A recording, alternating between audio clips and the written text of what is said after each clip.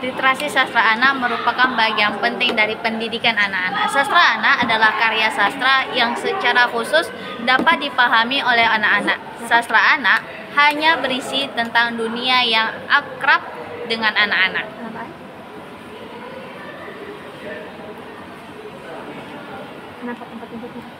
Dalam menciptakan sastra anak, seseorang harus menyajikan karya sastra yang sesuai dengan dunia dan karakteristik. Karakteristik anak, sastra anak sangat penting untuk mempelajari mental, moral, dan juga kepribadian seorang anak serta meningkatkan kreativitas dan imajinasi seseorang. Imajinasi seorang anak. Pembelajaran sastra anak tidak hanya diterapkan dalam dunia pendidikan, tetapi juga dapat diterapkan dalam kehidupan sehari-hari. Pembelajaran sastra anak dalam dunia pendidikan seperti di sekolah dapat meningkatkan kemampuan siswa dalam menikmati, menghayati, dan memahami karya sastra. Jenis-jenis sastra anak. Sastra anak memiliki berbagai macam. Menurut Lukenes, secara garis besar, sastra anak memiliki 6 macam.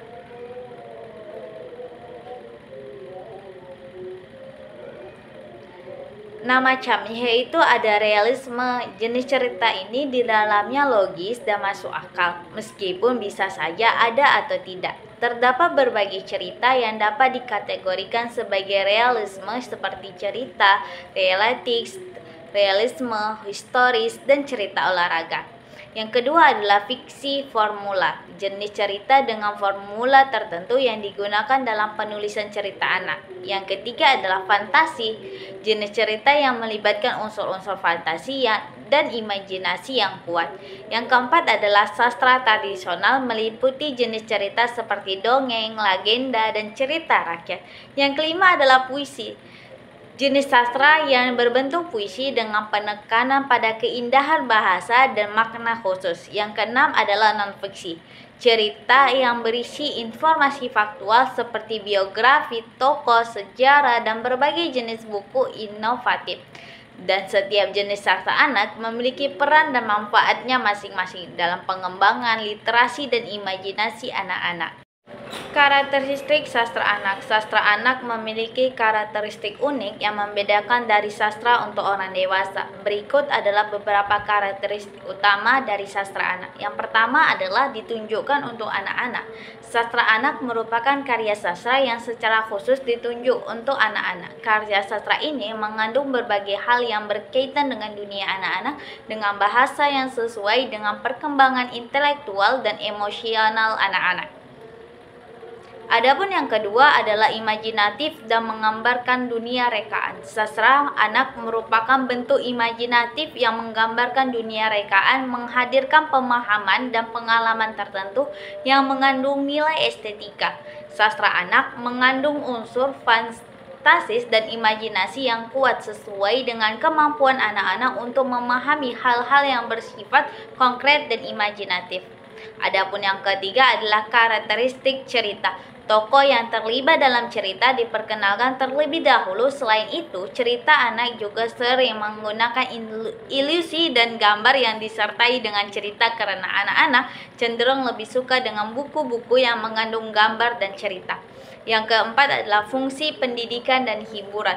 Sastra anak memiliki fungsi sebagai sarana pendidikan dan hiburan bagi anak-anak. Melalui sastra anak, anak dapat memperoleh informasi, ide kreatif, dan pendidikan moral. Sastra anak juga dapat meningkatkan kemampuan anak-anak dalam menikmati, menghayati, dan memahami karya sastra. Adapun yang kelima adalah kesesuaian dengan kondisi anak. Sastra anak menyesuaikan kondisi anak, ditunjukkan untuk menghibur anak-anak dengan sesuai dengan keterbatasan serta pemahaman anak-anak. Di sini saya mengambil cerita dongeng Timun Emas. Timun Emas mengisahkan perjanjian yang terjalin antara Mbok Randa dan raksasa mengenai impian dari Mbok Randa yang menginginkan seorang anak. Atas perjanjian tersebut lahirlah Timun Emas. Namun Mbok Randa mengingkari perjanjian tersebut karena tidak tega jika harus menyerahkan Timun Emas kepada raksasa. Namun singkat cerita, Timun Emas pun diberikan kepada raksasa. Namun Mbok Randa memberi bekalan kepada Timun Emas agar Timun Emas bisa lari atau kabur dari raksasa. Dengan berbekalan tersebut, Timun Emas pun berhasil mengalahkan raksasa. Dan Timun Emas kembali kepada Mbok Randa dan mereka hidup bahagia.